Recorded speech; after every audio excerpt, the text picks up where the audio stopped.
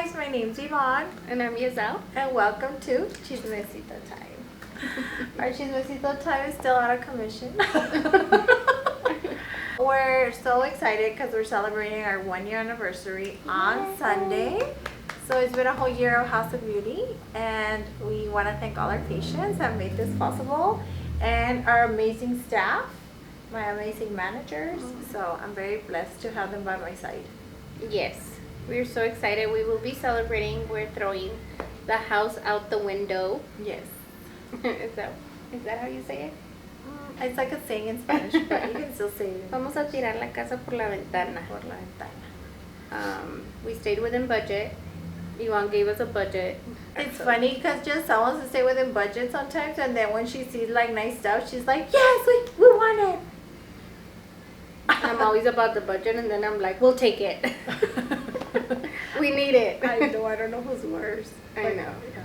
We're going to talk a little bit about what started House of Beauty dream.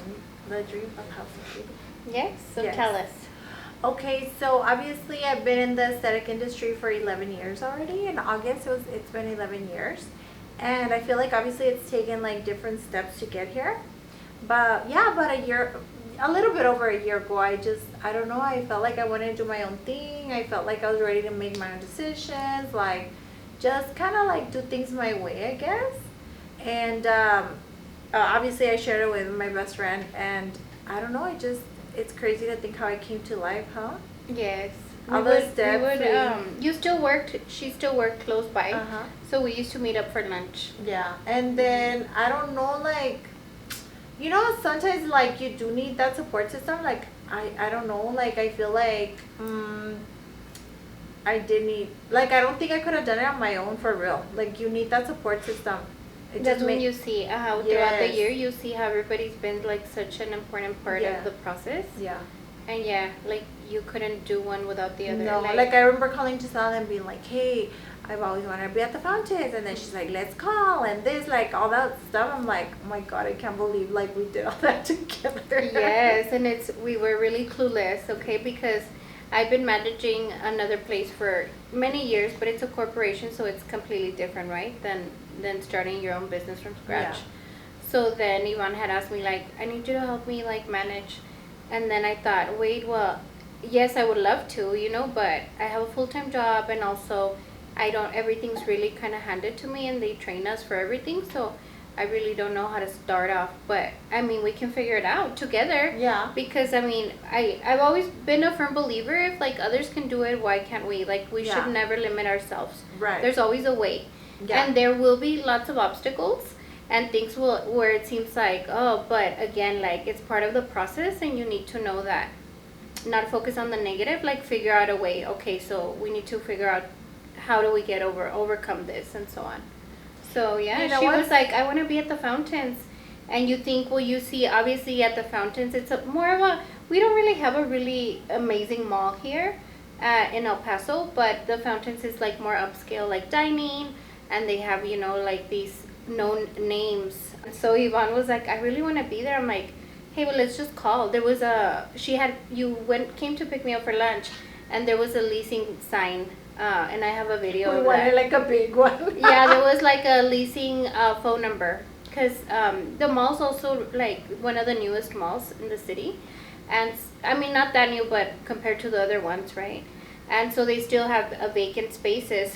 So then there's all kinds of vacant spaces. I'm all like, that one and that one and that one. I'm thinking like they have all these spaces, and then they give us a little one. Yeah, she was like, I want that one. So we used to have a West Elm, and so it was a 2-story West Elm, like thousands of square feet. So we, and again, don't limit yourself, because so much can happen in even a year. So much happens in a day. And there was another store at the corner that closed, and I wanted that one. They're like, oh no, that one's huge. Yeah, they were like, well, we really don't. It's like they're like, we really don't know you. We can't just like. Go and like rent you this space that costs like thousands of dollars to rent a month. Like they didn't want to set us up for failure either, like. Yeah. And so, because obviously we have to make a contract, whatnot. So they didn't want to set us up for failure. So the leasing manager said, this is what I have, and I think it would be great because it has some rooms already kind of set up. And we came here, we saw it. Yeah. And it was so ugly. It was very ugly, because it was just run the walls, down, yeah. and then there was holes, and it was just very beat up. But it's kind of cute just to walk in here and I was like, I want this and I want that, and I love it, and I have pictures of her because I've always liked to just take just stories of everything. I just love to get just random content. So we just walked in and I took pictures of like the place. There was like everything.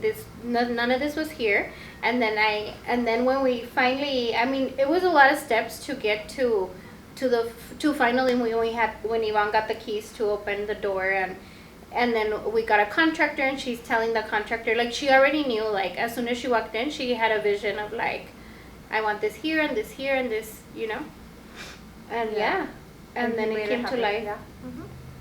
So we're like, and we actually had two people, and the one person was kind of like giving her pushback a little bit, like, no, well, it's not gonna work because of this and that. And then she went with the guy that was like, yeah, we can make it happen. Like, I'll do it. Yeah, also, like, I felt like the other one wanted me to change. Like, I remember we have quartz in all the rooms, and, like, when you walk in our front desk. Yeah. And the other guy wanted to use, like, not plastic, but, like, I guess covered, like, with, what is it like called? Like the material. way they used to cover the kitchens before. I don't know what it's called. I don't know what it is. Something like that. Yeah. And, like, I don't know, I just like that the other contractor used, like, really good materials. So to me, like, I don't know, there's some things that I don't like to, like, cheap out on, I guess. Yeah, like, there's some things that you don't want to, like, negotiate. They're not non-negotiable. Yeah, like, I love my quartz on my house. Like, when you're in a kitchen and you have really nice stone, like, I love that, and I didn't want to, like, skimp out on that, Yeah. Yeah. So, yeah, the other contractor was definitely, like, I think the other one was limiting us a little bit. Like, no, that's not going to work. You guys should use this. It's cheaper. You guys should use this. Yeah. It's cheaper. And we're like, well, we're not really going for cheaper. Right. But obviously we also weren't trying to be like, Right. like, spend millions of dollars doing this. Because, again, it's a rented space. We're in a mall. So obviously we're investing into a place, and again, it was brand new. Like, we didn't know how amazing it was gonna. We were hoping, that it would turn out great, Yeah. and then we didn't realize that it was gonna, like, blow up and do so amazing. But I'm so glad that you didn't. The other one was kind of like giving us more options, but still keeping her vision. Like, he was, like, the integrity of her vision. He was keeping it, like, intact. It just felt like everything I would say, he's like, okay. Yeah, he wasn't jeopardizing it. it. Okay. And then I was like, I want this. He's like, okay. Like, it was like, okay. Like, everything I would say, he'd be like, okay.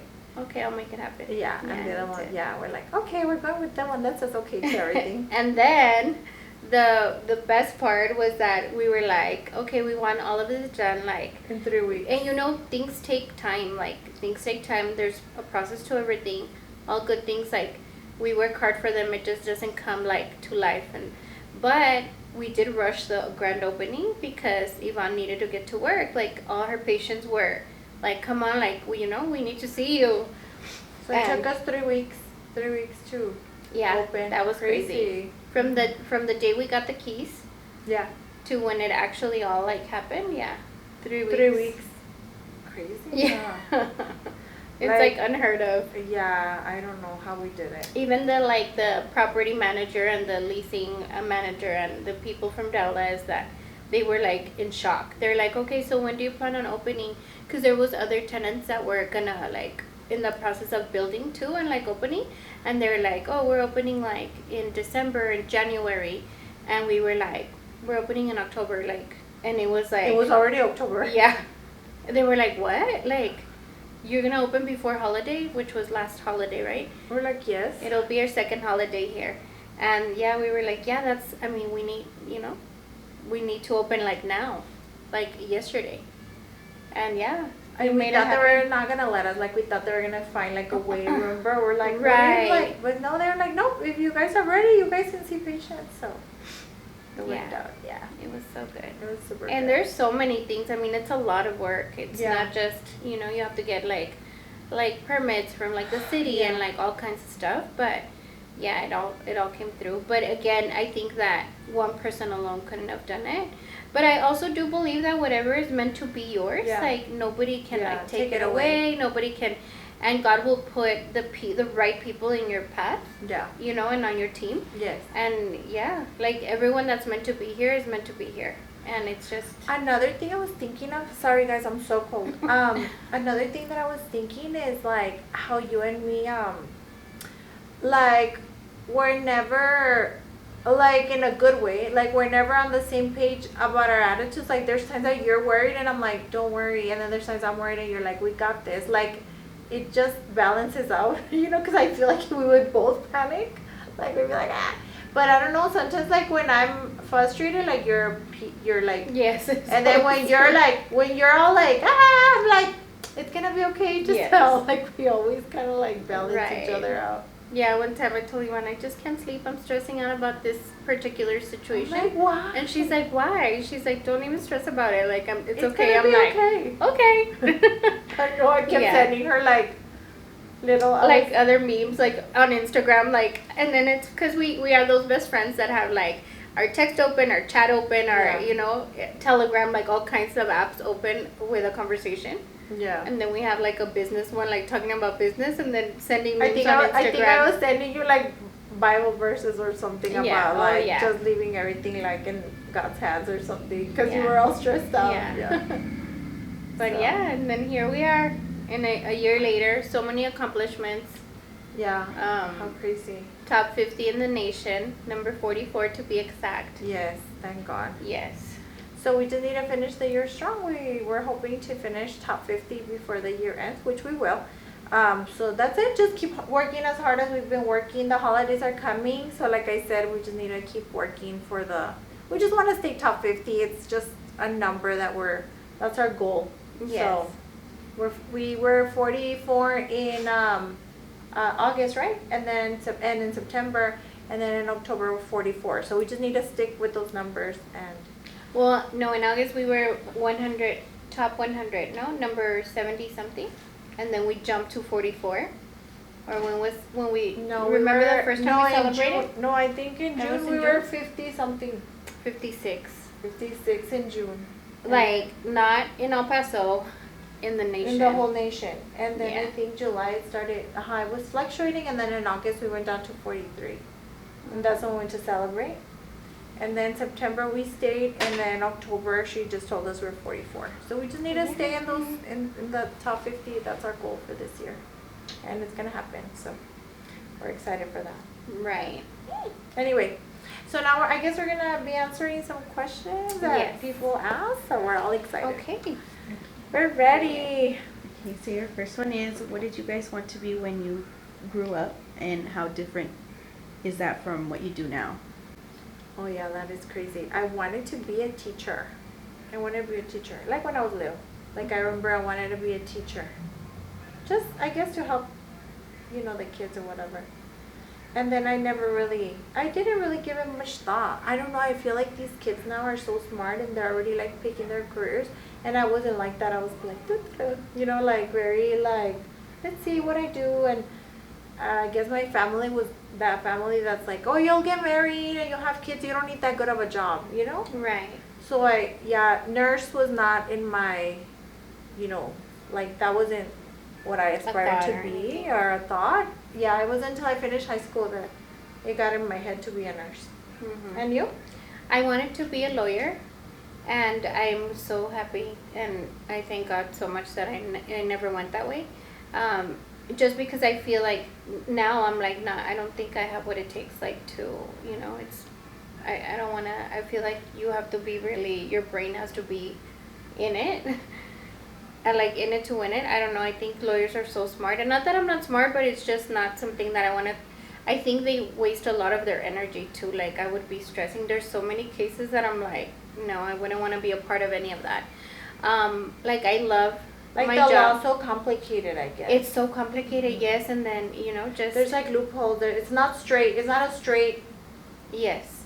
I feel like it would really drain me mentally, But shout out to all the lawyers Yeah. out there, like amazing job, you know. We yeah. know a lot of amazing Yes. ones. Yes. What was your first job ever, and what did you learn from it? Mine was the limited too. So it was when I was 16. It was a retail store. Okay, my first job was when I graduated from high school, I did a surgical tech program. It was 10 months long. So that was my first job, a surgical tech. I was working in surgery I know, it's crazy. I was 17 and I was working in surgery. I like giving the instruments to the doctors. Crazy. At 17? 17. Crazy, yeah?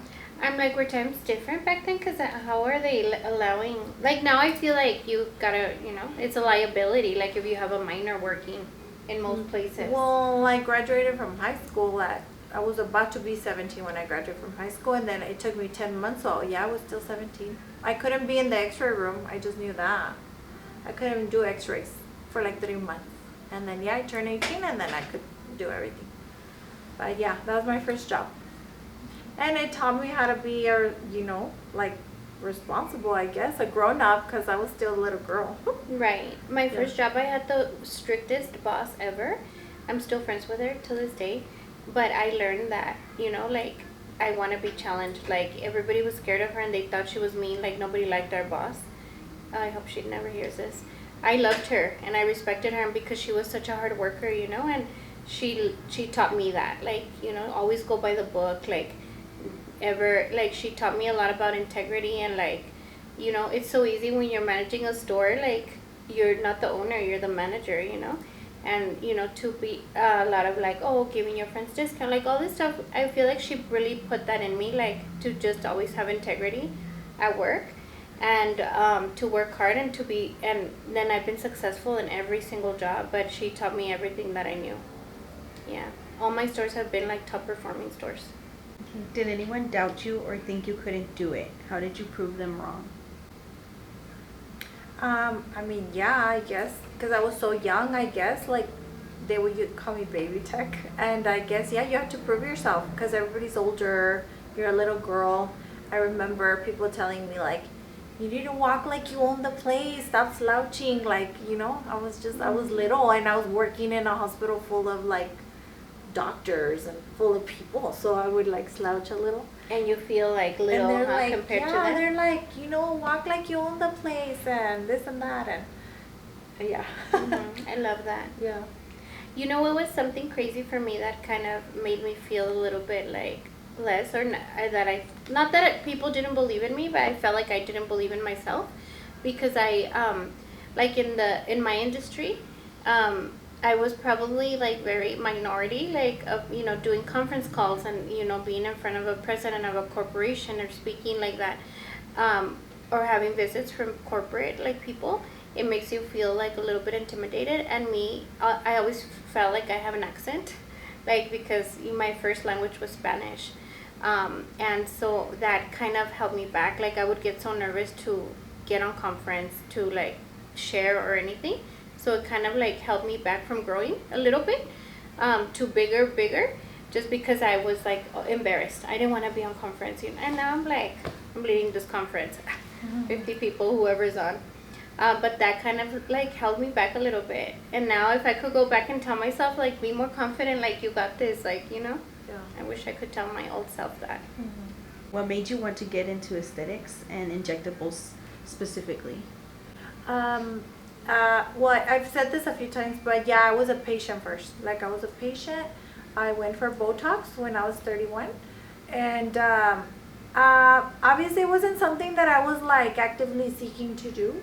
But when I went, one of the girls said, you should do this. We have Botox. Like, she just started saying, you should do this. You'd be perfect. Like, you have the look for it. And I was like, really? She goes, yeah. She told me they had little Botox parties. Like, she made it sound kind of fun. And I was like, like, maybe I'll look into it. So it was like, I was already a nurse, but I don't know, it was something that I hadn't thought of. And when she told me, I thought, maybe I could do it. Maybe I should look into it. And I guess to me, it was just like a different type of nursing that I wanted to try out at the time. But I didn't know what it was going to turn into. But why were you a patient? I have that curiosity. Like, how did you become a patient? Like, at what point did you say, I need Botox? Or who introduced you to it? I had a friend that he had gotten Botox, and he told me he got Botox with una doctora de Juárez, like that he would go with a doctora from Juárez, and that he would get Botox on his forehead. And when he told me, I said, what does it do? And he goes, oh, you wouldn't have lines on your forehead. And I thought, well, I don't want any lines on my forehead, Like, that's it. It was like a very simple, like, okay. I mean, I'm pretty vain, I would say. So when he told me, I thought, oh, I know a lot of plastic surgeons. Maybe I should get Botox. It was just like one of those things. And but who was your first person that... Sorry, Paulina, I'm all hijacking your interview. Dr. Aguyo did Botox for me the first time. Oh, wow. Yeah. So I asked him, because he used to work at Foundation Hospital where I worked. And I asked him, like, I wanted to get Botox. And he goes, yeah, call my office and book. So that's how I started. I went to go get Botox. But I think it was so unheard of 12 years ago. I was going to say that. Like, yeah, like nobody would get big? It wasn't big at all. Like, everybody my age was like, why are you getting Botox? So I don't know, like, if that desire, why it was put in, like, I don't know why I got that idea that I wanted Botox. Like, nobody would get Botox. Yeah, that's nobody. That's what I didn't have any even friends that got Botox. I don't know why I wanted Botox. It's so weird, huh? Like, I don't know. Because I can tell you why I started getting Botox. Because Yvonne was like, you have a line right here. And I was like, what? Like, that night I couldn't sleep. She's like, yeah, right here. La tienes bien marcada. I need to put Botox on you. I'm like, oh my God. Yeah. And then from there. And now I catch myself doing that to everybody. Yeah. Now, yeah, I look at, but no, I don't know, like, I don't know if it was just meant to be, and I just got that desire to go get Botox, like, I don't know, but we did do a lot of plastic surgeries there where I worked. Like, I hadn't had plastic surgery, but it was something that we recovered a lot of patients there, so there was a lot of plastic surgeons. So it was easy for me to be like, hey, I want to get Botox, So I was a patient first. But did I need it? Probably not that much. But now if you're 31 and you don't get Botox, you're like super weird. Like Right. now it's backwards. Now it's so Like now common. it's like, everybody gets Botox. But Yeah. there's more info on it too, I think. Botox is life. Yeah. What was the hardest part of being your own boss? I think that everything falls on you. Like all the responsibilities, financial, legal, I mean everything. It's like you really can't hold back on anything. Like if I need something, I have to call my medical director. I have to call the insurance. I have to, like, everything is on me, and I think that's probably the hardest part. Yeah. What advice would you give to someone who wants to open up their own business in beauty or skincare? Well, if it's in this industry, I mean, it is a hard industry, I think. So I don't want to discourage them, but I think the beauty industry is a very hard industry to get into. I'm very blessed that I've been in it for so long. I feel like before it got crazy, right now there's just a lot of competition. I feel like, you have a talent. Thank you. So you need to have a talent. And you do need to, obviously it ties into like looking up the people that are touching your face, your injectors, like doing your research, making sure you look up their work, all that stuff. So reputation, experience, all that stuff matters. Experience. Yeah. How did you start working at Bath and Body Works, and how did you work your way up to general manager? I started working at Bath and Body Works because my current boss, she recruited me actually. She recruited me. She just went in. Because I was with my first job for 10 years, so a lot of people look for experience, And so they were like, okay, there's this experienced manager. We want her to work on our team. Not just experience, but they knew that my stores were so like always top. And so they would try to recruit me, and I was like, no. And then she came to recruit me, and they would offer me more money, but I was just scared, I was like, no, like, what if I go and I fail?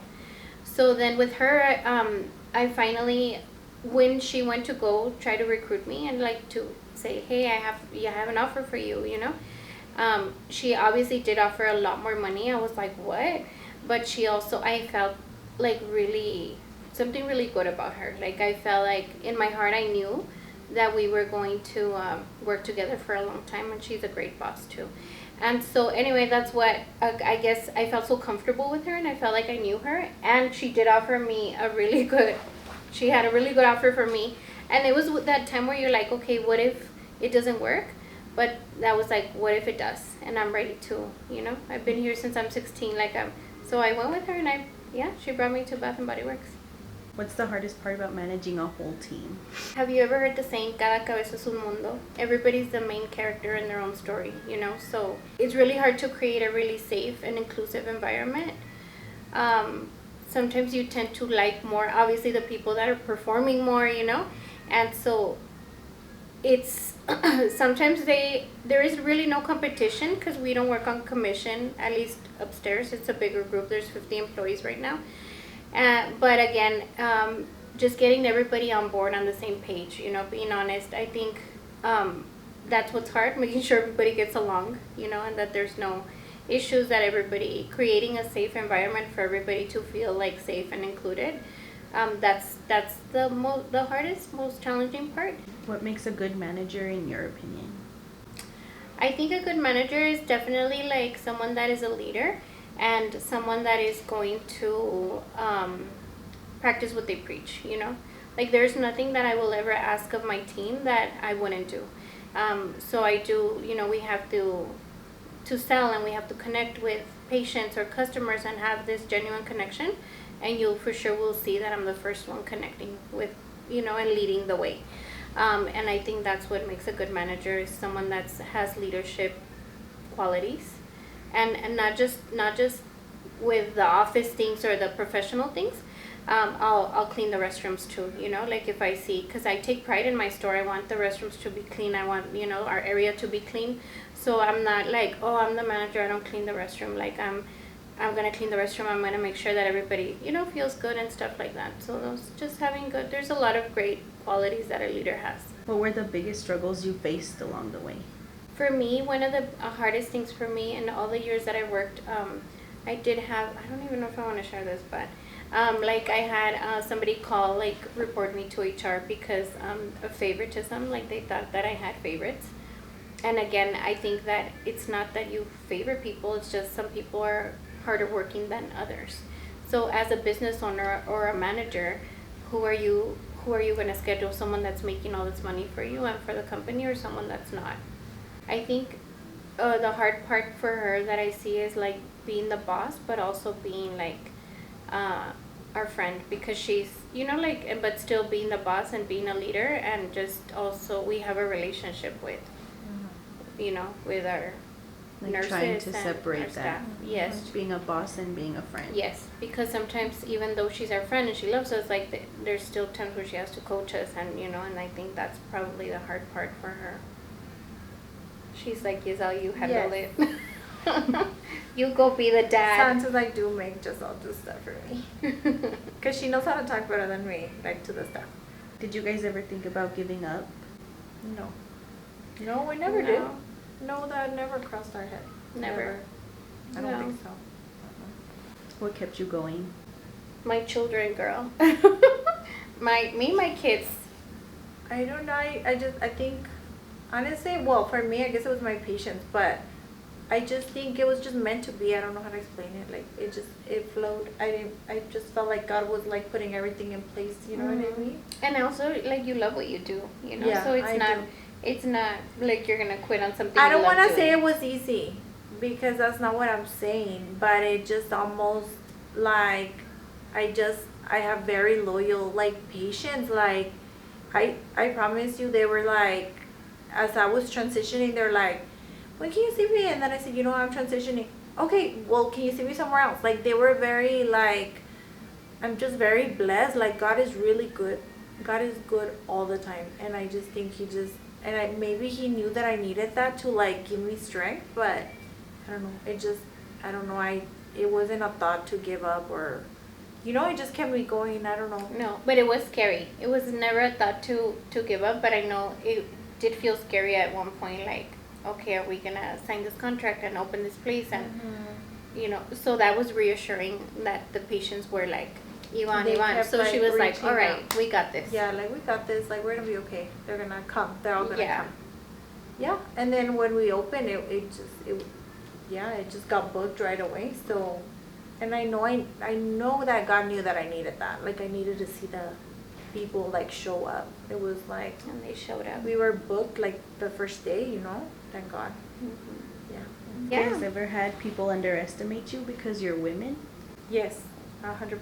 Yes, I think. All the time. I think we're that's still very in a common. male. Yeah. Definitely. Yeah. Male dominated. Oh yeah, 100%. Yeah. It's a little hard too when you're dealing with like contractors and stuff like that, and Yeah. that they think like Yeah, I think men are getting used to it, but yeah, they're getting used to it. But yeah, I think they still see us like, oh, what, these girls? Yeah. right.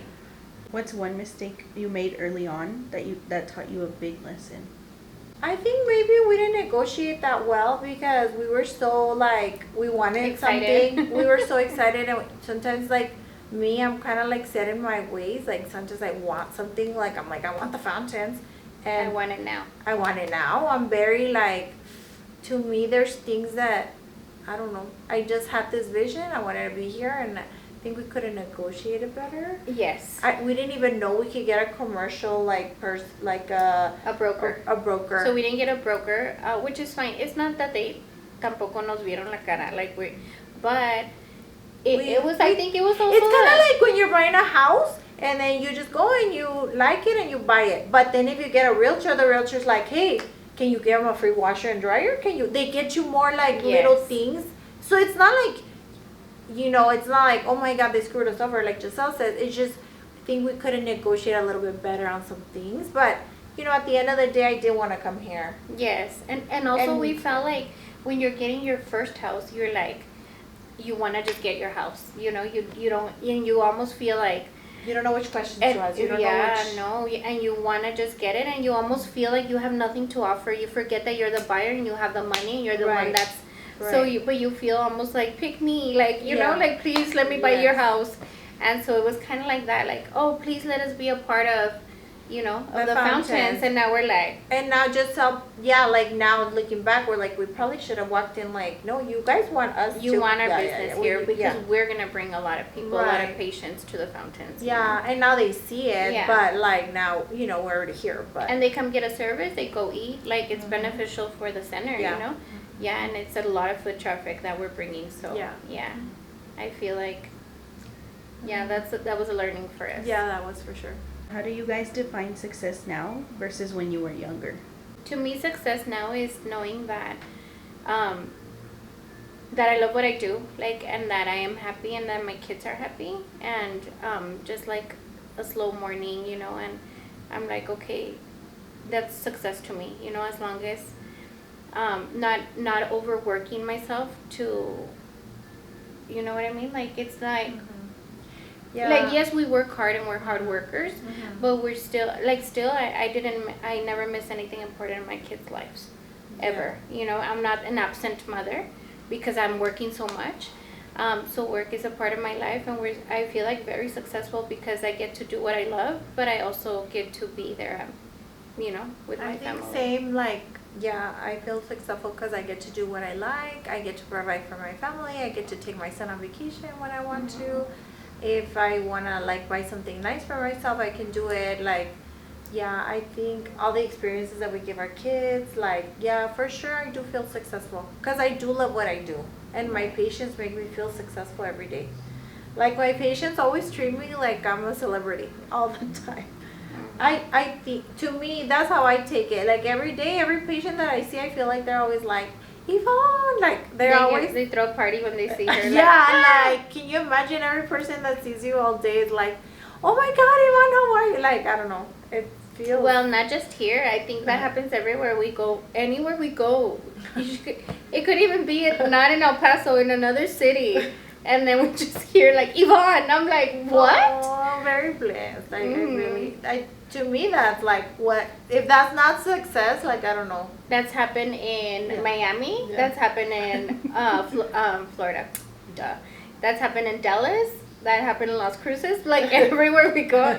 So the other day I posted a story. I'm like, oh, we wanted to get into the pumpkin patch. And then she had a little crowd, super cute, of people like talking to her.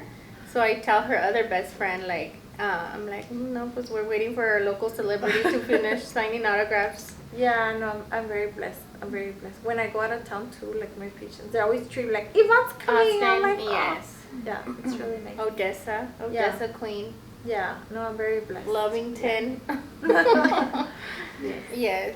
What's the next goal for you guys? I think expanding, right? Expanding. Expanding is the goal, Expanding, which we already started. Yes, so expanding here. A lot of people want us to open offices in other places.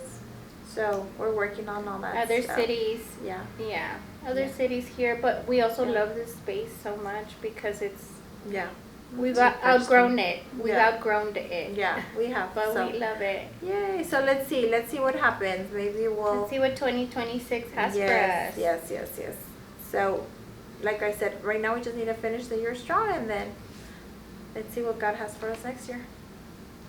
Yeah. Another one was if it was tough for you to find a medical director for your med spa.